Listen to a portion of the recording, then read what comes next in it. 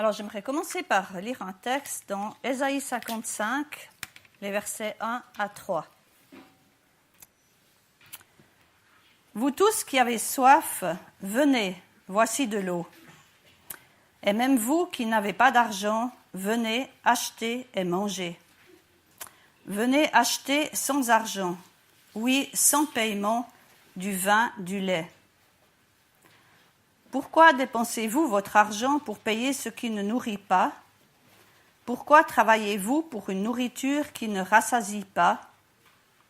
Écoutez, oui, écoutez-moi, alors vous mangerez ce qui est bon, vous vous délecterez d'aliments savoureux.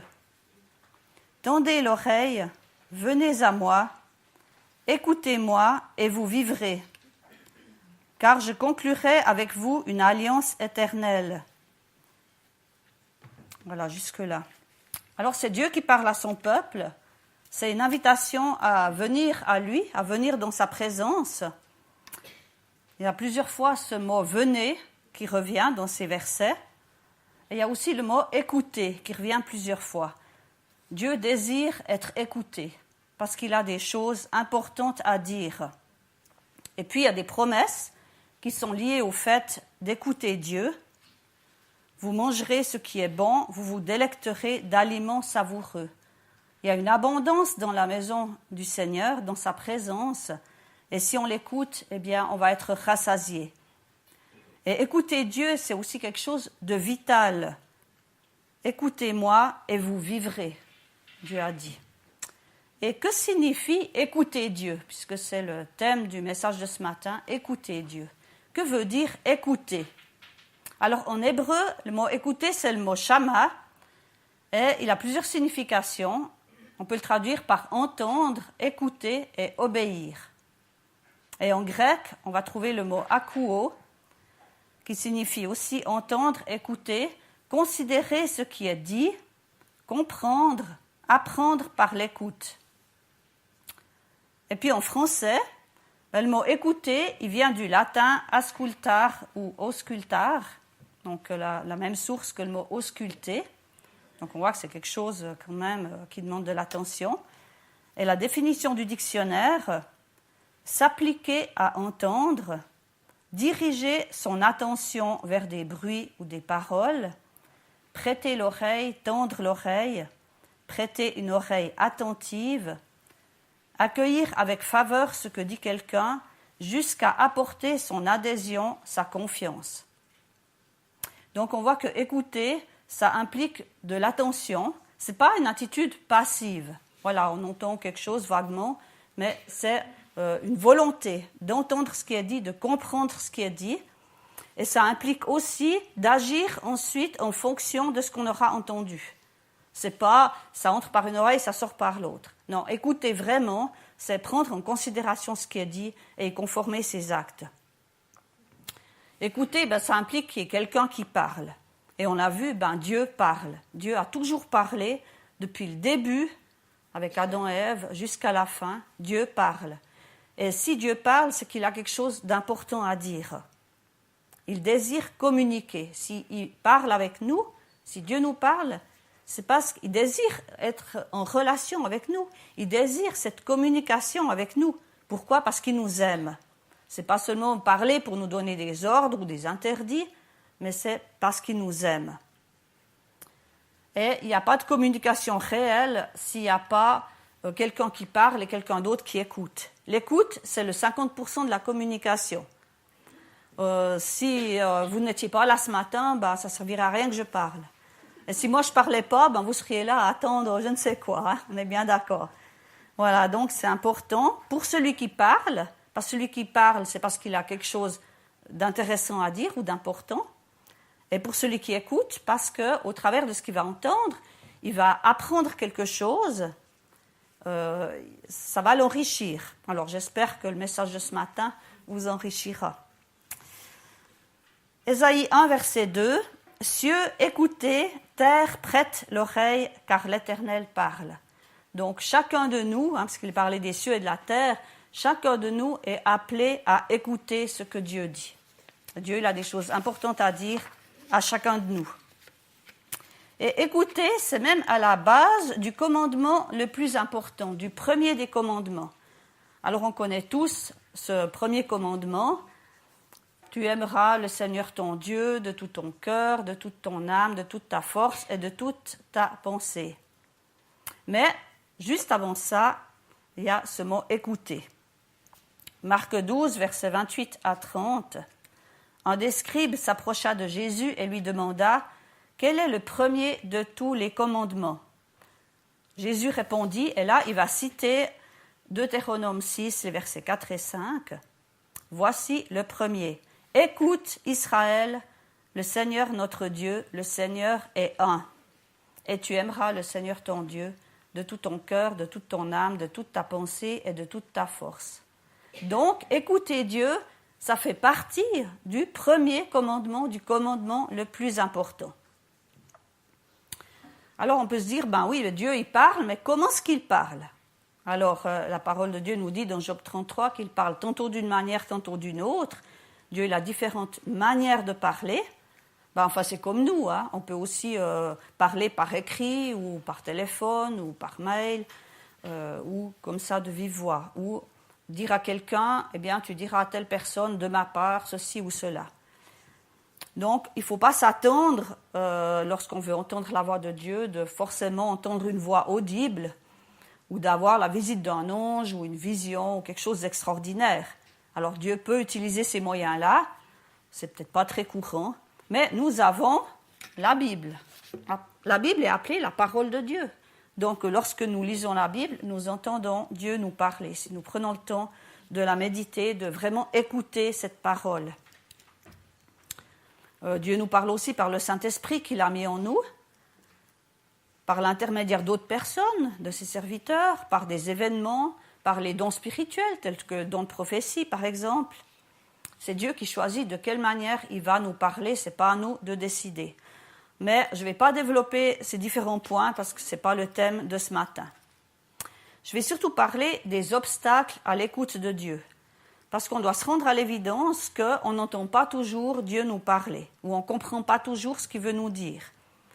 Alors, quels sont les obstacles qui peuvent nous empêcher soit d'entendre ce que Dieu nous dit, soit d'agir en fonction de ce qu'il nous aura dit, c'est-à-dire d'entrer dans une mise en pratique de cette parole de Dieu. Alors bien sûr qu'il y a beaucoup d'obstacles, je ne vais pas tous les détailler ou même les énumérer parce que sinon on sera encore là à midi et puis à la fin vous ne m'écouterez plus parce que ce sera trop long. Donc voilà, je vais parler de quelques obstacles. Bien sûr, il y a l'orgueil qui conduit à la rébellion. Il y a un proverbe qui dit, bon, c'est pas dans la Bible, mais on connaît tous cette phrase, il n'y a pas pire sourd que celui qui ne veut pas entendre. Donc c'est sûr que si on ne veut pas entendre ce que Dieu nous dit, parce qu'on veut en faire qu'à notre tête, parce qu'on s'estime assez grand pour savoir ce qui nous convient le mieux, eh bien, on ne va pas entendre Dieu nous parler. Et là, on a de nombreux exemples avec le peuple d'Israël, tout au long de l'histoire du peuple d'Israël, déjà dans le désert, mais aussi par la suite, dans la période des juges et des rois, eh bien, on voit combien de fois le peuple d'Israël n'écoutait pas ce que Dieu lui disait, combien il était rebelle.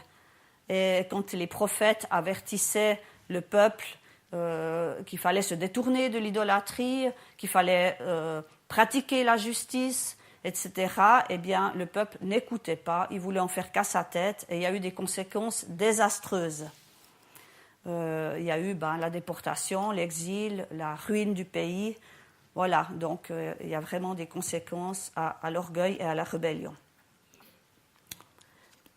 Un autre obstacle, c'est celui des préoccupations. Je crois qu'on est aussi tous concernés par ça. Souvent, on est tellement préoccupé par différents problèmes ou soucis ou circonstances de vie qu'on n'arrive pas à vraiment entendre ce que Dieu nous dit. On a de la peine à l'écouter. Ça nous prend la tête. Il peut y avoir toutes sortes de choses qui nous prennent la tête. Et l'exemple biblique, c'est celui de Marthe. On connaît tous ce récit où Jésus était dans la maison de Marthe et Marie. Et Marie était assise aux pieds de Jésus et elle écoutait Jésus. Marthe, elle était préoccupée par le service.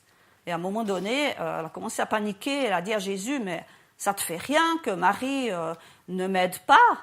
Voilà, je suis toute seule pour servir. Et qu'est-ce que Jésus lui a répondu? Marthe, Marthe, tu t'inquiètes et tu t'agites pour beaucoup de choses. Une seule chose est nécessaire. Marie a choisi la bonne part qui ne lui sera pas ôtée. En fait, ce n'est pas parce qu'elle servait Marthe qu'elle n'arrivait pas à écouter Jésus, mais c'est parce qu'elle était préoccupée par le service. Ça lui prenait vraiment toutes ses pensées. Et quand on est préoccupé par quelque chose, quand on est concentré sur quelque chose, on a beaucoup de peine à écouter. Si quelqu'un vous parle et que vous êtes concentré sur quelque chose, ben vous n'allez pas vraiment entendre ce que la personne vous dit. Vous allez peut-être capter 2-3 mots, entendre qu'elle vous parle, mais voilà, vous n'aurez pas vraiment écouté. Et c'est la même chose avec nous. Donc la solution, bien, c'est savoir aussi s'arrêter, prendre du temps pour écouter Dieu, laisser de côté les activités. Et s'il y a des soucis, des préoccupations, eh bien, c'est les déposer auprès du Seigneur. C'est lui demander aussi l'inspiration, les solutions pour résoudre les problèmes. Je crois que si vraiment on se met à l'écoute de Dieu, eh bien, il va aussi nous inspirer des solutions, des façons de régler nos problèmes, ou quoi faire dans telle et telle circonstance, peut-être dans une relation avec quelqu'un, ou des choses comme cela. Un autre obstacle, c'est les blessures non guéries. C'est-à-dire que ce sont des mots qui font remonter des souvenirs douloureux ou des échecs. Et on n'arrive pas à entendre ce que Dieu dit à ce sujet-là. Alors, je vais prendre des exemples concrets. Par exemple, le mot « père ». Alors, je connais une sœur en Christ qui ne pouvait pas entendre ce mot « père ». Et lorsque dans un culte, elle entendait parler de Dieu comme étant notre Père céleste, ou des chants qui parlent de Père, ou des textes bibliques qui sont lus qui parlent de ça, elle était tellement mal qu'elle devait sortir pour vomir.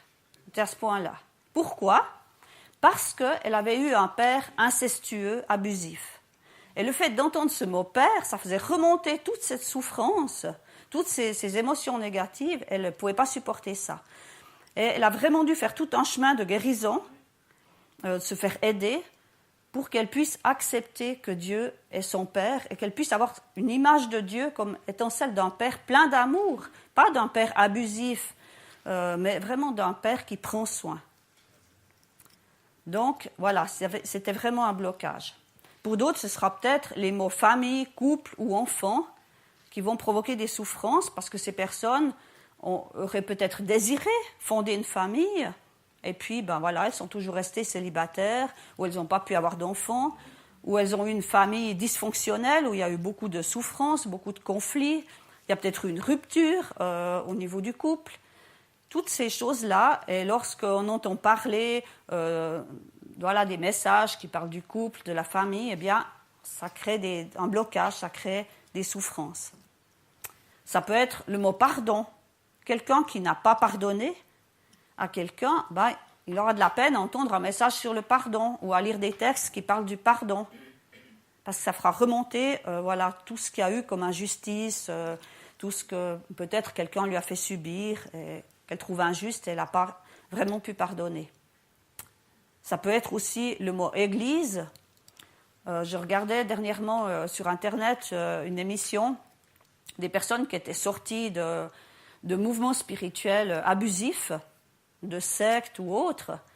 Et puis, ben, ces personnes-là, il ne faut plus trop leur parler de Dieu ou d'église ou de vie spirituelle parce qu'elles ont vécu des abus, elles ont été sous l'emprise d'un gourou, par exemple, ou de quelqu'un vraiment qui voulait imposer sa volonté, tout ça. Et puis, ces personnes-là, elles sont bloquées. Et je me suis posé la question, mais comment ces personnes-là pourraient-elles s'ouvrir à Dieu, s'ouvrir au Seigneur de nouveau, avoir confiance avec tout ce qu'elles ont vécu?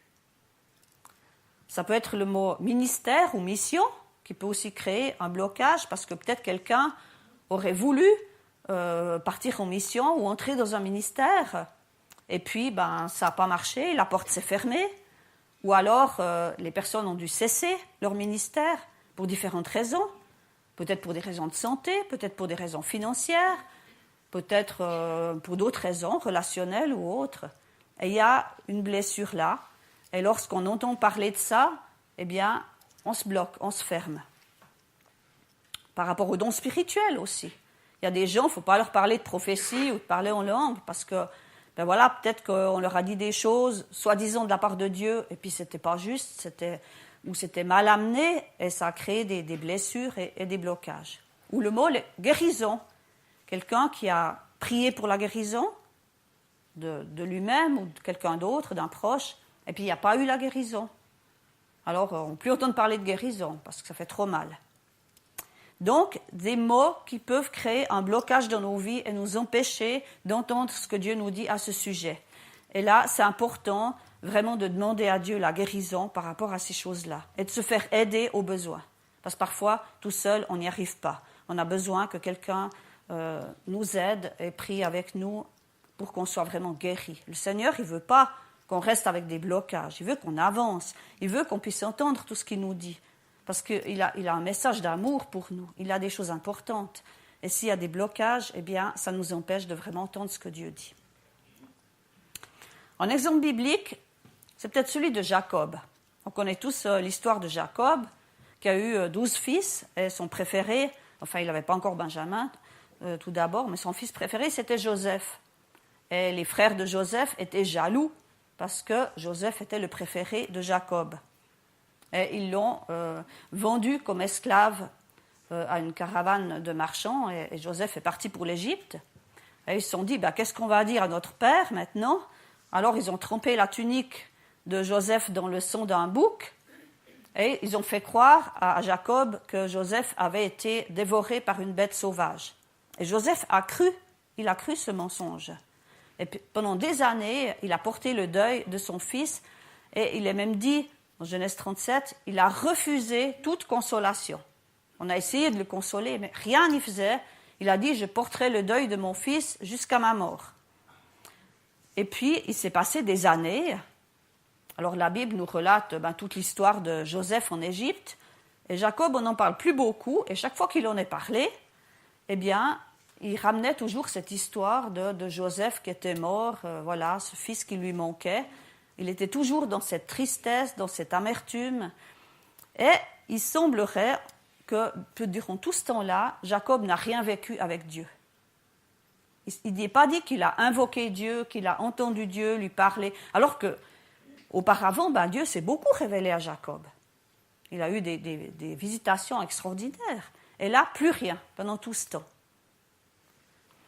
Et lorsque, dans l'intervalle, donc après, les fils de Jacob sont descendus en Égypte parce qu'il y avait la famine, et en Égypte, il y avait du blé. Et puis, par la suite, Joseph s'est fait reconnaître à ses frères. Et là, les fils de Jacob sont remontés d'Égypte vers Jacob et lui ont dit, mais Joseph est vivant et c'est lui qui gouverne l'Égypte. Jacob, il n'a pas cru tout de suite. Il a mis du temps pour croire à ça. Et au moment où il a commencé à croire cette parole, à croire cette vérité, il s'est mis en route pour l'Égypte, puisque Joseph avait dit, mais il faut descendre en Égypte, parce qu'il y aura encore la famine qui va durer quelques années. Au moment où il s'est mis en route, il a offert des sacrifices à Dieu, et Dieu s'est révélé à lui, à nouveau. Il a de nouveau entendu cette voix de Dieu lui parler, et lui dire, ne crains pas de descendre en Égypte.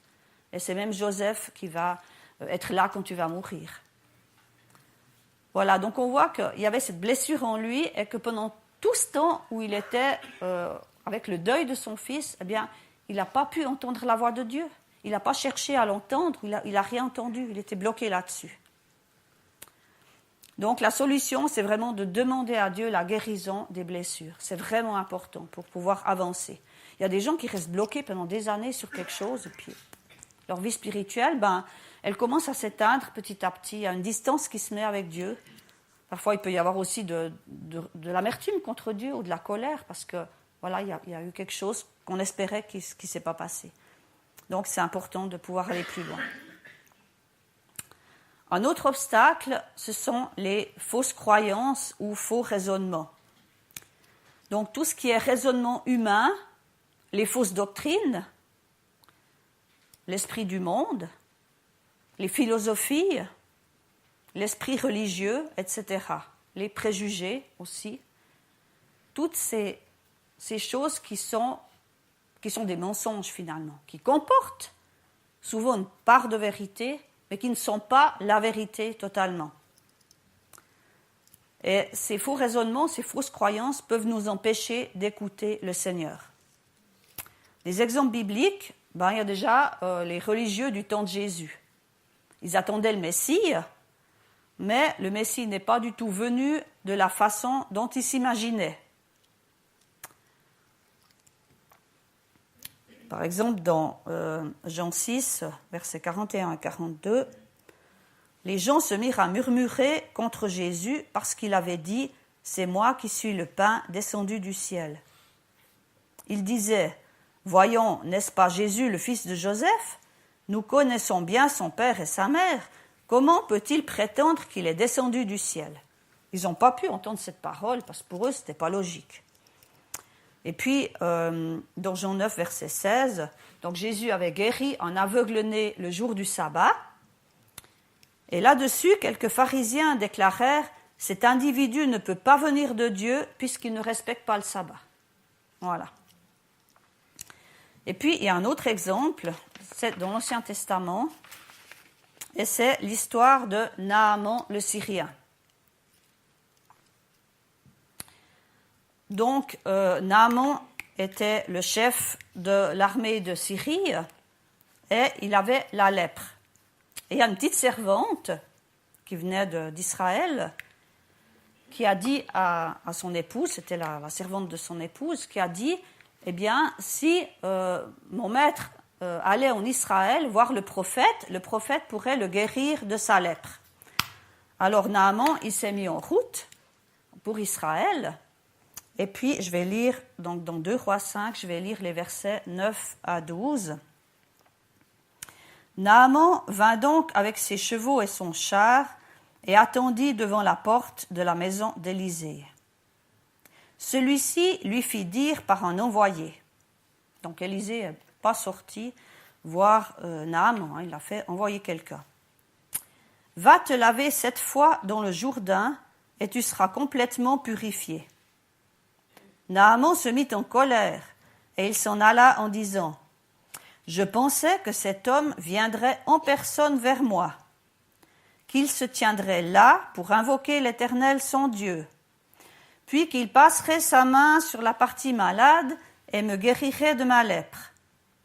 Les fleuves de Damas, l'Amana et le Parpar ne valent-ils pas mieux que tous les cours d'eau d'Israël?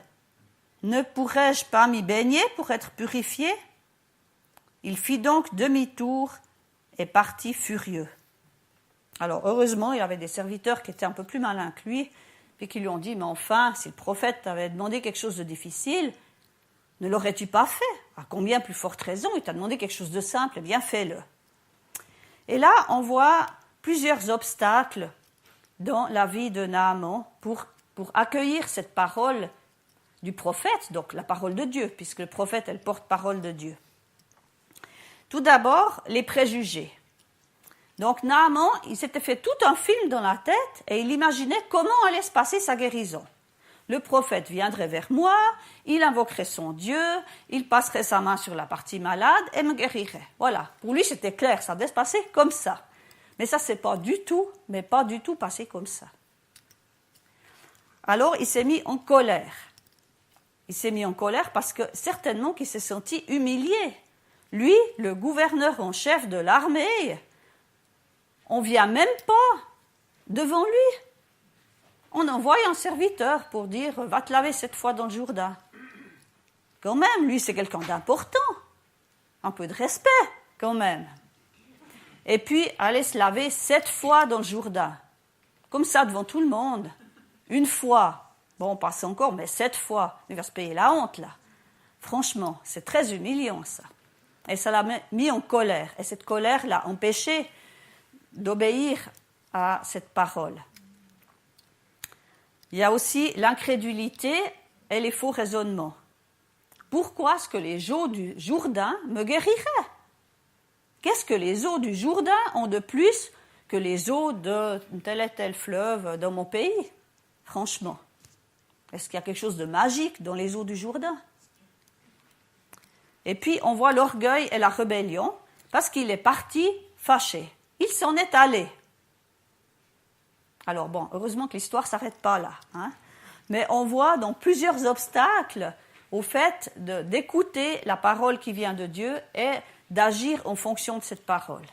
Les préjugés, la colère, l'incrédulité et les faux raisonnements, l'orgueil et la rébellion. Donc voilà, il y en a pas mal. Donc la solution, c'est de ne pas se faire un film dans la tête lorsqu'on demande quelque chose à Dieu. Ah mais ça va se passer comme ceci et comme cela. Parce que ça se passe quand même pas souvent comme on l'imagine. Je pense que vous êtes d'accord avec moi, mais on prie pour quelque chose et puis on se dit, ah mais Seigneur, il va agir comme ça. Ou bien on lui dit même dans la prière, Seigneur, fais comme ceci, fais comme cela. Souvent on entend des prières, on donne des ordres à Dieu. Mais le Seigneur, il sait beaucoup mieux que nous comment ce qu'il doit faire. On n'a pas besoin de le lui dire. Et souvent, il va nous surprendre en agissant justement de la manière dont on s'y attendait vraiment pas. Donc, restons ouverts. Écoutez, c'est avoir aussi cette ouverture d'esprit. Le Seigneur agit souvent d'une façon étonnante et surprenante. Et si on ne comprend pas ce qu'il fait, ce qu'il dit, pourquoi ne pas le lui demander ? Seigneur, explique-moi, je ne comprends pas là. On arrive maintenant à comment écouter Dieu. Donc on a vu, pour écouter, c'est important d'être réceptif, d'avoir ce cœur ouvert, cet esprit bien disposé à entendre ce que Dieu nous dit. Avoir un désir d'apprendre, de comprendre. Ça demande de l'humilité, ça demande de l'attention. Ça demande aussi de prendre du temps, de savoir s'arrêter, mettre de côté certaines choses. Parce que si on est toujours à fond dans des activités, comment est-ce qu'on peut entendre Dieu nous parler ? Seigneur, essaye peut-être de nous parler, mais on a tellement l'esprit occupé par tout ce qu'on veut faire, ou tout ce qu'il y a à faire, qu'on n'entend pas. Et l'exemple biblique, c'est celui de Samuel. Alors Samuel, c'est déjà un miracle, parce que sa mère, Anne, était stérile, et elle a demandé à Dieu un fils, et Dieu lui a donné Samuel. Et Samuel, ça vient justement de l'hébreu shama, qui veut dire écouter, entendre, parce que Dieu a entendu la prière d'Anne. Dieu a écouté sa requête et l'a exaucée. Et on voit que Samuel donc, avait été consacré à Dieu par sa mère depuis tout petit. Et dès qu'il était sevré, elle l'a amené au temple, près du prêtre Élie, pour qu'il soit au service de Dieu dans le temple. Alors lui, il était dans la maison de Dieu, comme on a chanté ce matin. Dans la maison de Dieu, il y était jour et nuit. Et la parole de Dieu nous dit, donc c'est dans le chapitre 2 de 1 Samuel, je ne vais pas lire tous les versets parce que voilà, le temps passe, mais on voit qu'il était au service de Dieu dans le temple, auprès du prêtre Élie. Et il accomplissait son service en présence de l'Éternel. Il grandissait dans la présence de l'Éternel. Il y a ce mot, présence de l'Éternel, voilà, il était là vraiment devant le Seigneur, tout le temps. Et il gagnait de plus en plus la faveur de Dieu et celle des hommes. Et on voit aussi son obéissance, son esprit de service, son zèle pour obéir.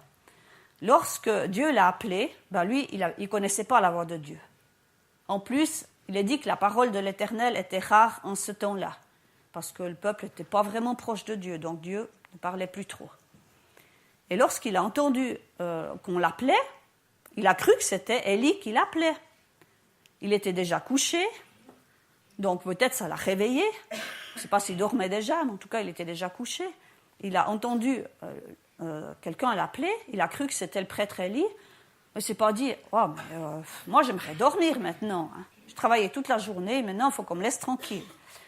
Non, tout de suite, il s'est levé, il a été vers Élie et il lui a dit, me voici car tu m'as appelé. Et ça s'est produit 3 fois. Et chaque fois, Élie lui a dit, retourne te coucher.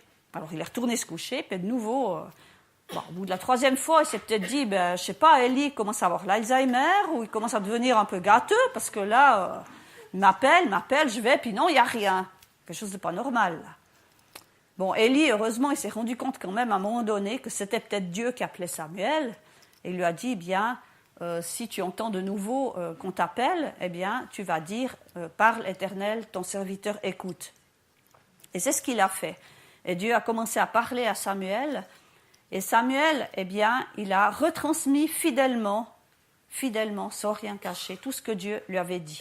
Et c'était pas des choses très très agréables par rapport au prêtre Élie et par rapport au peuple. Mais il a été fidèle. Et ensuite, Dieu a continué à parler à Samuel. Il a continué à lui dire des tas de choses pour le peuple. Et Samuel transmettait fidèlement au peuple tout ce que Dieu lui disait. Donc, on voit cet état d'esprit chez Samuel, cette fidélité, ce zèle pour le service. Il avait vraiment un cœur pour Dieu. Et c'est pour ça que Dieu pouvait lui parler. Il était humble aussi. Il était obéissant, il était zélé. Et il se tenait dans la présence de Dieu. Ça, c'est très important. Les conséquences, si on n'écoute pas Dieu, c'est clair qu'il y a plein de conséquences négatives. Et on en trouve toute une liste dans Lévitique 26 ou Deutéronome 28. Donc voilà, le malheur sous toutes ses formes.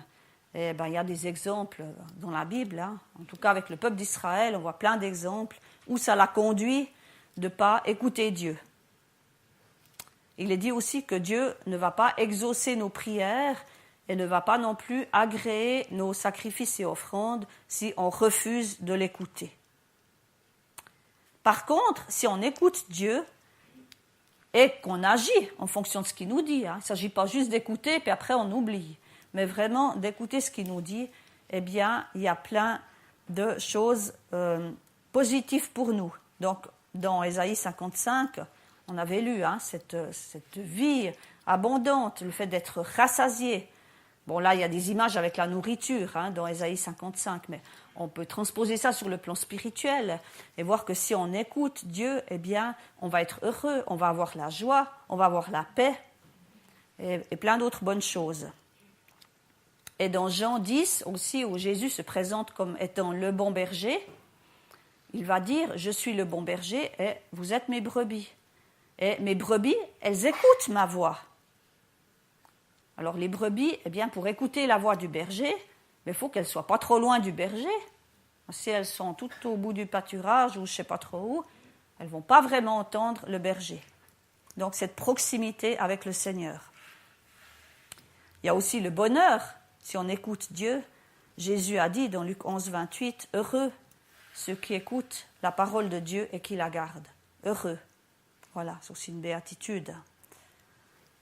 Et puis aussi le repos et la sécurité. Celui qui m'écoute repose avec assurance. Il vivra tranquille et sans craindre aucun mal. C'est Proverbe 1, verset 33. Et on a aussi cette parabole que Jésus a donnée lorsqu'il prêchait sur la montagne. Là, c'est la parabole des deux maisons, celle qui est construite sur le sable et celle qui est construite sur le roc. Et il a dit, la maison qui est construite sur le sable, c'est celui qui entend ce que je dis, mais qui ne met pas en pratique, donc qui ne tient pas compte de ce que je dis. Et lorsque la tempête vient, la maison, elle s'écroule. Elle n'est pas solide, elle ne tient pas. Mais celui qui écoute ce que je dis et qui conforme ses actes à ce que je dis, il est comme cette maison construite sur le rocher. Et lorsque la tempête vient, et dans la vie, des tempêtes, il y en a, cette maison reste debout parce qu'elle est construite sur le rocher. J'aimerais encore lire un texte dans Jacques 1, par rapport aussi à écouter Dieu et mettre en pratique. Et verrez que dans ce texte, il a aussi parlé de la colère, de l'orgueil. Enfin, il a parlé de l'humilité, donc. Voilà. C'est Jacques 1, depuis le verset 19 jusqu'à la fin du chapitre 1. Que chacun de vous soit toujours prêt à écouter, qu'il ne se hâte pas de parler ni de se mettre en colère. Car ce n'est pas par la colère qu'un homme accomplit ce qui est juste aux yeux de Dieu. Débarrassez-vous donc de tout ce qui souille et de tout ce qui reste en vous de méchanceté, pour recevoir avec humilité la parole qui a été plantée dans votre cœur, car elle a le pouvoir de vous sauver. Donc voilà, accueillir cette parole de Dieu, écouter Dieu. Seulement, ne vous contentez pas de l'écouter, traduisez-la en actes, sans quoi vous vous tromperiez vous-même. En effet, si quelqu'un se contente d'écouter la parole sans y conformer ses actes, il ressemble à un homme qui, en s'observant dans un miroir, découvre son vrai visage. Après s'être ainsi observé, il s'en va et oublie ce qu'il est. Voici au contraire un homme qui scrute la loi parfaite qui donne la liberté. Il lui demeure fidèlement attaché et au lieu de l'oublier après l'avoir entendu, il y conforme ses actes. Cet homme sera heureux dans tout ce qu'il fait. On retrouve cette notion du bonheur là. Mais si quelqu'un croit être religieux, alors qu'il ne sait pas tenir sa langue en bride, il s'illusionne lui-même. Sa religion ne vaut rien. La religion authentique et pure aux yeux de Dieu le Père consiste à aider les orphelins et les veuves dans leur détresse et à ne pas se laisser corrompre par ce monde. Voilà, donc il y a beaucoup de choses aussi dans ce texte. Il est parlé de la colère, il est parlé de l'humilité, donc de l'orgueil forcément. Il est parlé d'écouter, il est parlé de conformer ses actes en fonction de ce qu'on a entendu. Il est parlé de scruter la loi, donc ça rejoint un petit peu ce mot ausculter, d'où vient le mot écouter. Ça parle de fidélité, ça parle qu'on est heureux lorsqu'on écoute Dieu. Ça parle aussi des faux raisonnements. Vous vous tromperiez vous-même ou il s'illusionne lui-même. Donc, c'est un obstacle à l'écoute de Dieu.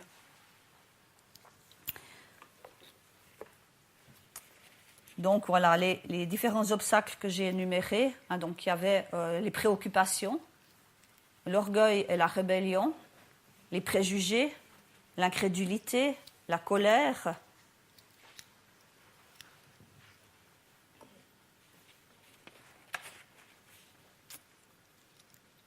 les faux raisonnements, les fausses croyances, les blessures aussi, non guéries.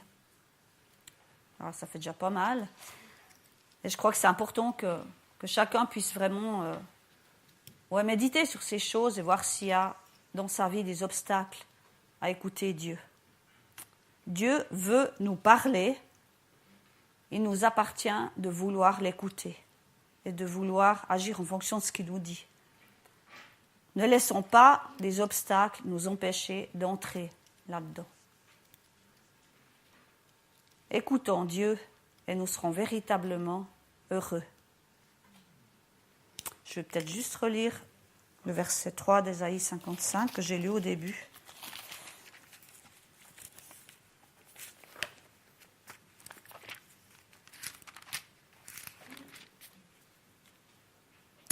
Écoutez, oui, écoutez-moi, alors vous mangerez ce qui est bon, vous vous délecterez d'aliments savoureux. Tendez l'oreille, venez à moi, écoutez-moi, et vous vivrez, car je conclurai avec vous une alliance éternelle. Je vous propose qu'on prenne peut-être quelques minutes de silence pour que chacun puisse laisser descendre ses paroles dans son cœur et peut-être que le Saint-Esprit puisse aussi montrer s'il y a un obstacle, s'il y a quelque chose qui bloque, peut-être un mot qui fait blocage, une blessure non guérie, ou peut-être de l'incrédulité, ou autre chose. Et puis après, je conclurai par la prière.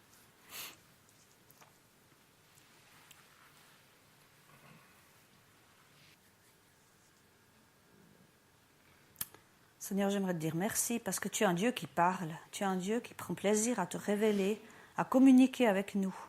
Ton désir, c'est qu'il y ait vraiment un dialogue entre toi et nous. Et ça ne dépend pas de toi, ça dépend de nous de t'entendre. Seigneur, on désire vraiment qu'il n'y ait pas d'obstacle entre nous et toi. Et Jésus, tu es mort sur la croix pour qu'on soit libéré de tous ces obstacles. Tu as tout pris sur toi. Tu nous donnes cette liberté pour nous approcher de toi. Seigneur, je te remets chacun de nous, que tu puisses encore dans les jours qui viennent montrer s'il y a des choses qui bloquent, s'il y a des obstacles à ce qu'on t'écoute et à ce qu'on agisse en fonction de ce que tu nous dis. peut-être des faux raisonnements, des fausses croyances, peut-être des blessures, peut-être d'autres choses, de l'incrédulité, de l'orgueil. Que tu puisses nous parler à chacun. Et Seigneur, tu veux nous libérer, chacun. Qu'on puisse être libre de t'entendre, qu'on puisse être libre de te servir pleinement et d'entrer dans les projets que tu as pour chacun de nous. Merci pour ton amour, Seigneur. Amen.